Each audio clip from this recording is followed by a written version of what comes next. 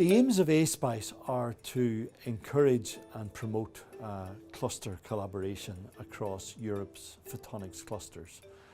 There are around 40 photonics clusters in Europe that have emerged over the last 20-30 years as the photonics industry has begun to grow. Many of these clusters work extensively with their own members.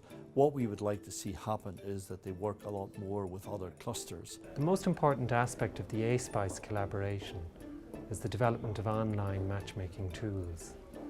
These tools would help a cluster manager or a member of a cluster to identify potential partnerships in other clusters that could respond to various needs for photonics or various needs for other technologies requiring photonics to address many societal needs and challenges.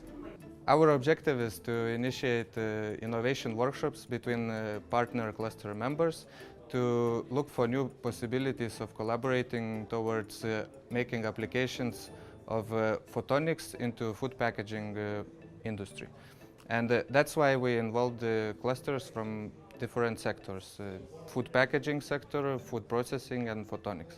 The cluster organizations have to look where their companies and their member companies and enterprises haven't thought about selling their services, their products yet to companies from other sectors. So for example, when you talk about the photonics sector, we heard today that they are focusing on the healthcare sector, the medical devices, but also security devices. But there are many other sectors, I guess, where their SMEs could try to sell their products and services to, and I think that's the real opportunity that cluster collaboration with clusters from different sectors can offer, and where the opportunity lies.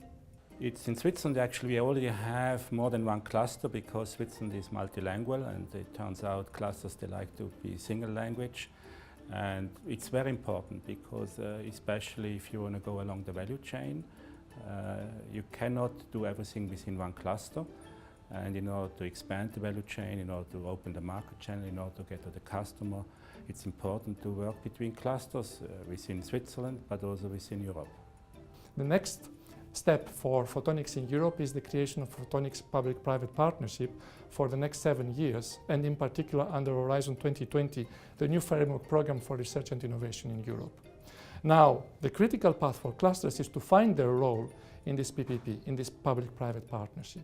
And for us, it's evident what their role will be and is. They are the ones who are bringing what should be our research priorities and actions from the local level to the global level.